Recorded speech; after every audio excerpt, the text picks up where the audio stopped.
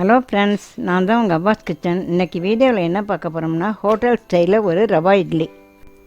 மறக்காமல் நம்ம வீடியோ பிடிச்சிருந்தால் லைக் பண்ணுங்கள், நம்ம சேனலை சப்ஸ்கிரைப் பண்ணுங்கள் மற்றும் உங்கள் ஃப்ரெண்ட்ஸுக்கு ஷேர் பண்ணுங்கள்.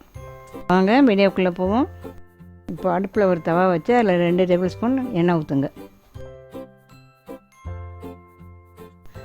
இப்போது கடுகு 1 டேபிள் ஸ்பூன், இப்போது உளுத்தம்பருப்பு 1 டேபிள் ஸ்பூன், கூடவே கொஞ்சம் கடலைப்பருப்பு 1 டேபிள் ஸ்பூன்,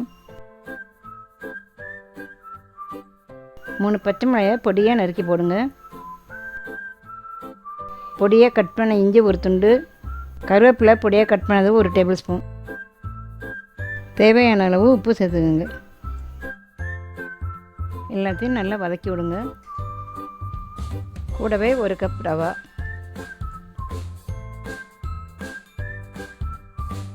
ரவாவை ரொம்ப கருக விடாமல் லைட்டாக வதக்கிக்கோங்க.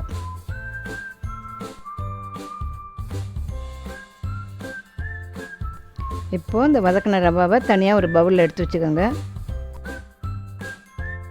இப்போது ஒரு 1/2 கப்பு புளிக்க வைக்காத தயிரை ஊற்றிக்கோங்க. இப்போது நல்லா மிக்ஸ் பண்ணிவிட்டு ஒரு 15 நிமிஷம் தனியாக வைங்க. ரொம்ப கெட்டியாக இருந்தால் கூடவே கொஞ்சம் தண்ணி சேர்த்துக்கோங்க.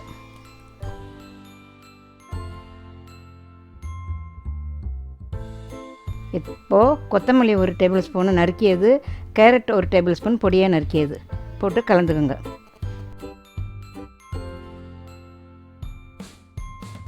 இப்போது கரெக்டான பதத்துக்கு, இட்லி ஊற்றுற பதத்துக்கு இருக்கான்னு பாருங்கள்.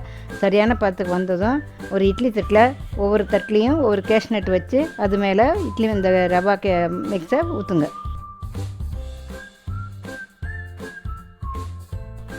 ஒரு இட்லி பானையில் தண்ணியை ஊற்றி 10 நிமிஷம் சூடு வந்ததும் ஒரு 10 நிமிஷம் அந்த இட்லி வேக வச்சு எடுத்து பாருங்கள்.